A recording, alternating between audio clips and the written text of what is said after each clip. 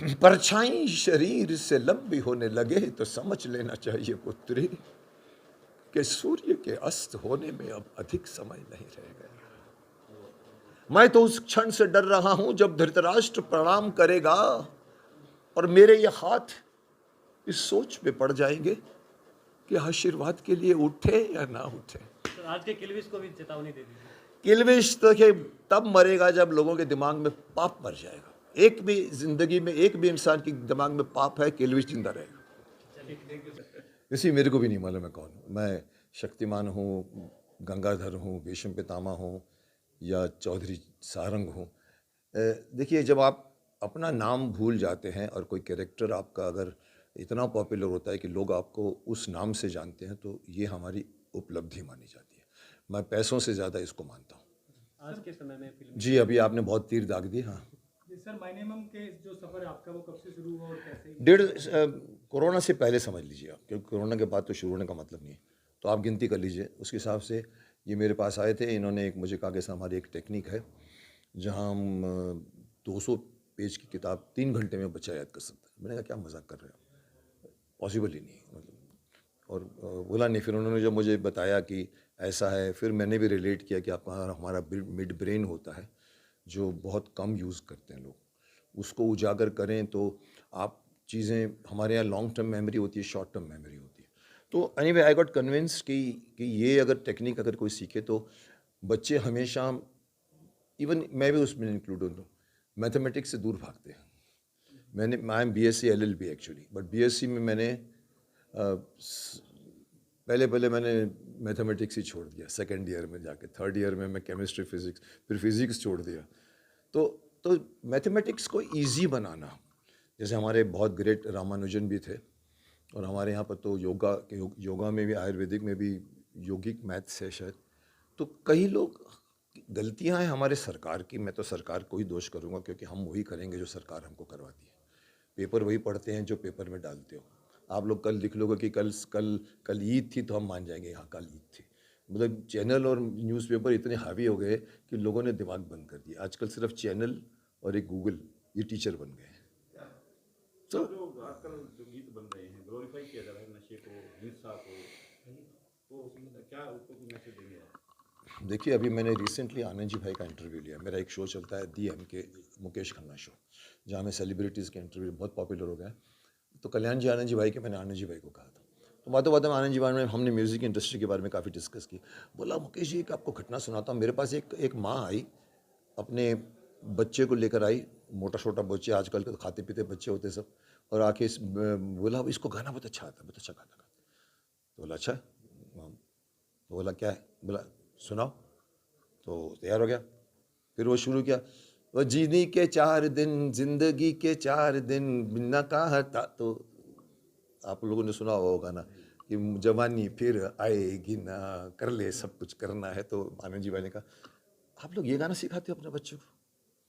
मैंने आनंद जी भाई को अपनी एक इंसिडेंट सुना है। मैंने कहा देखिए, एक फंक्शन में, जैसे आज का फंक्शन है, बिहार में कहीं पर फंक्शन था, एक छोटी सी बच्ची, आजकल तो बच्चों को सिर्फ डांस आइटम पे सिखा के माँ बाप बड़ी खुशी खुशी लेके आते कि घाघरा चोली पहनी है, छोटी सी लड़की, क्यूट सी लड़की। और वो गाना जब चलाया तो मैं आई हूँ यूपी बिहार लूटने, मैं आई हूँ, और ठुमके मार रही है, और ठुमके इंजॉय करिए, और मदर को देख रहा हूँ, मदर खुश है, ऑडियंस ताली मार रही है। मैं स्टेज पे गया, मैंने कहा कि आप लोगों को और कोई गाना नहीं मिलता? उस बच्ची को ये भी नहीं मालूम कि यूपी बिहार लूटने का मतलब क्या होता? क्यों ऐसे गाने? क्या क्या क्लासिकल गाने नहीं है? इतने ब्यूटीफुल डांसेस हैं हमारे पास। क्यों आप लोग ये आजकल के पॉपुलर, और माफ़ करना, आजकल गाने का स्टैंडर्ड ख़त्म हो गया है। आज गाना गाना नहीं रह गया, डांस आइटम रह गया। आप हर गाने में नाचना पसंद करोगे। वो ज़माना गया जब तलत मोहम्मद की आवाज़ सुन के आपके बालों के रोंगटे खड़े हो जाते थे, आप ध्यान से सुनते थे, मीनिंग आती थी। सो यू आर राइट, गाने काफ़ी अश्लील हो गए हैं, डबल मीनिंग हो गए हैं, छोड़िए मीनिंगलेस भी हो गए हैं। आप 10 मिनट का गाना सुन लीजिए, मैं 15 मिनट में आपको पूछूंगा इसके 4 वर्डिंग बोलो, आप नहीं बोल पाओ, क्योंकि वर्डिंग नहीं होती है, सिर्फ म्यूजिक होती है, धंग चक धंग चक धंग चक चिक चिक धंग चक, और आदमी को कुछ नहीं, उसको नाचने का शौक होता है, उसको सुनने का नहीं म्यूजिक में क्या चल रहा है। यस, तो सर, मेरा अंतिम सवाल ये है कि अब यहाँ पे आप आर यू श्योर कि तब अंतिम है? ये लोग कुछ नहीं बोलेंगे बीच में, बाद में। तो आपको यहाँ पे आके कैसा लग रहा है? जैसे सर मैंने कहा ना कि ये संयोग है, आया और कैसा लग रहा है, हम लोगों के लिए बहुत लिमिटेड टाइम होता है। हम आते हैं, कल बड़ी मुश्किल से पहुंचा हूं, मेरी तबीयत ख़राब थी और फिर भी मैं इनके प्रोग्राम को अटेंड कर पाया, वो बड़ी बात है। तो मैं आया हूं ऑल द वे बॉम्बे से दिल्ली, दिल्ली से यहाँ 6 घंटे की ड्राइव करके आया हूँ। मुझे कहा गया था कि 3 घंटे 4 घंटे में पहुंच जाएंगे सर, 6:30 बजे रात को 2 बजे पहुंचा हूँ। सर एक इम्पोर्टेंट जैसे कि इनको सवाल का जवाब नहीं मिला ना। हिंदुस्तान को फिल्मी दुनिया आप ने लोग पहले बहुत कुछ- डिसाइड कीजिए कौन बोलेगा कौन नहीं बोलेगा। सर हिंदुस्तान को फिल्मी दुनिया ने बहुत कुछ दिया है, बहुत कुछ रोजगार भी दिया है, लेकिन आजकल हम देखते हैं कि काफ़ी सारी फिल्में विवादित भी होती है। उसके अलावा कुछ फिल्म निर्माताओं को सामने आना पड़ा कि वो बाइकाट जैसा चल रहा है। इस पर क्या कहेंगे? देखिए सबसे छोटी सी बात है, एक मोटी सी बात है, एक कमर्शियल एंगल आ गया है। लोग मुझसे कहते हैं मुकेश खन्ना जी आप बोलते हैं और कोई नहीं बोलता। आप एकता कपूर के खिलाफ भी बोलते हैं, अब ड्रग्स के खिलाफ भी बोलते हैं, अब पोर्नोग्राफी फिल्मों के खिलाफ बोलते हैं, आप क्यों बोलते हैं? पीछे लोग क्यों नहीं बोलते? इतने बड़े बड़े एक्टर हैं। मैंने कहा वो लोग इसलिए नहीं बोलते कि उनको काम मिलने वाला था एकता कपूर से। उनको काम मिलना होता है, जिसके खिलाफ बोलना है उसको टूटो देके काम। और मुझे किसी की फिक्र नहीं है, मैंने आज तक हाथ नहीं फैलाया और मैं जो बोलता हूँ वो सही बोलता हूँ। मैं इंडस्ट्री का 40 साल से सदस्य हूँ, लेकिन इंडस्ट्री में घटने वाली गलत घटनाओं के खिलाफ मैं हमेशा बोलता हूँ कि इतना मत बिगाड़िए कि एक कस्बे का माँ बाप बच्चे को भेजने से डरेगा, स्पेशली लड़कियों को भेजने से डरेगा। और बात रही बाकी बॉयकॉट की, तो लोग समझ चुके हैं, इट्स ऑल ड्रामा। कुछ प्रोड्यूसर्स ऐसे हैं जो जानबूझ के हिंदू धर्म को थोड़ा सा उंगली करते हैं। उनको मालूम है कि यही एक धर्म है जो सॉफ्ट टारगेट है, उसको मारो पंच पंच, वो चिपलेगा, ए करेगा, मुकेश खन्ना जैसे आदमी बोलेगा, उधर से अर्नब बोलेगा, उधर से ये बोलेगा। उसके बाद में पता नहीं आपस में संधि हो जाती है, पठान फिल्म भी चल जाती है। फिल्म चलेगी पर पठान फिल्म के अंदर अश्लील गाना है, उसको बाद में कोई नकार नहीं सकता, लेकिन वो गया बिकॉज वो पब्लिक के उनके बड़े बड़े फ़ैन है। But there should be a rule जहाँ पर किसी की हिम्मत नहीं पड़े। शिवजी राम की मूछ दिखा दी आपने, राम को चमड़े के वो करा दिए। आप मुस्लिम धर्म के साथ करके बताओ ना, आप सिख धर्म के साथ करके बताओ ना, क्रिश्चियन से करके दिखाओ ना। उनको मालूम है कि मारेंगे वो लोग। यहाँ तो सर कलम करने की बात आती है। यहाँ तो हमारे हिंदू लोग सिर्फ हाँ मुकेश खन्ना जी ठीक बोल रहे, बाद में काम धंधे में लग जाते। अरे साहब खड़े हो, हिंदू को जागने की ज़रूरत है अभी। इधर से बहुत तीर आ रहे हैं, हाँ इधर से चलिए। जानना चाहेंगे शक्तिमान बनने का जो सफर है किस तरह रहा और आपका सर 40 साल का सफ़र है, वो मैं 4 मिनट में नहीं बोल सकता। सफ़र है। आपने भी मेरा वो, आपने तो मेरे को आकाश में उड़ते भी देखा, ज़मीन पे भी देखा, तो आपको मालूम है सफ़र कैसा था जी। देश जो है 7-8 साल में एक दिशा परसेप्शन बना हुआ है, तो आप किस नज़र से देखते हैं? जी फिर से बोलिए। हमारा जो देश है पिछले 7-8 साल से क्या परसेप्शन आपके नज़र में लग रहा है कि देश आगे बढ़ रहा है, पीछे बढ़ रहा है, क्या हो रहा है?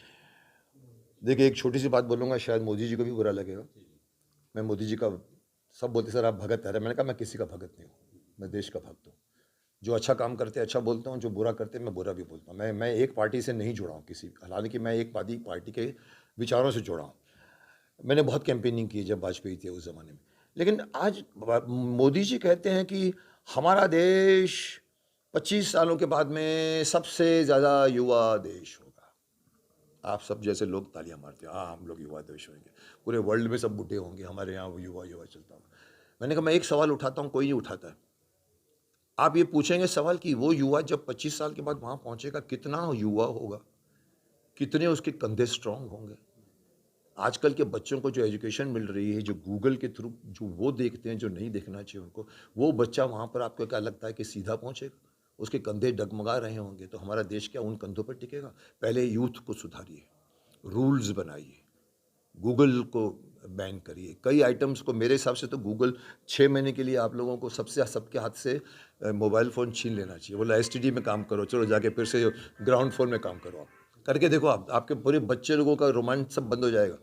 जो घूम के घूमते हैं, माँ बाप को मालूम नहीं होता है, बाकी बीच के किनारे में बैठ के फिल्में देखते हैं, या फिर ऐसे छुपा के अपने रात को सोने के टाइम पे देखते हैं। आप बोलिए सिर्फ टेलीफोन बूथ चलेगा, भले आप बोलोगे हम बहुत प्रोग्रेस गए यार, मारो गोली प्रोग्रेस को, ये प्रोग्रेस नहीं है, ये कल्चर का हनन है।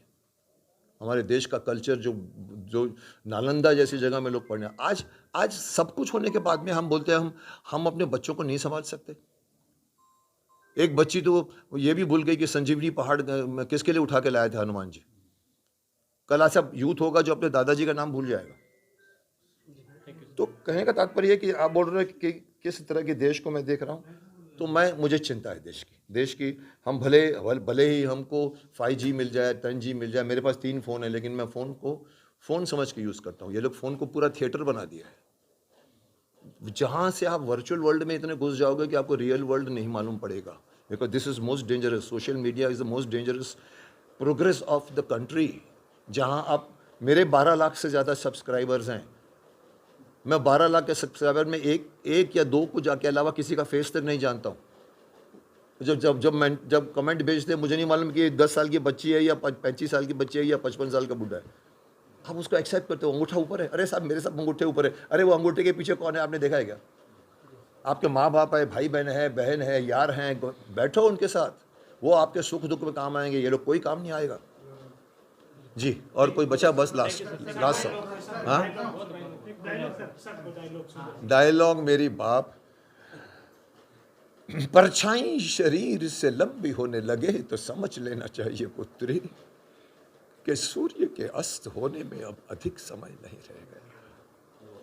मैं तो उस क्षण से डर रहा हूं जब धृतराष्ट्र प्रणाम करेगा और मेरे ये हाथ इस सोच में पड़ जाएंगे कि आशीर्वाद के लिए उठे या ना उठे। तो आज के किल्विश को भी चेतावनी दे दीजिए। किल्विश तो तब मरेगा जब लोगों के दिमाग में पाप मर जाएगा। एक भी जिंदगी में एक भी इंसान के दिमाग में पाप है, किल्विश जिंदा रहेगा।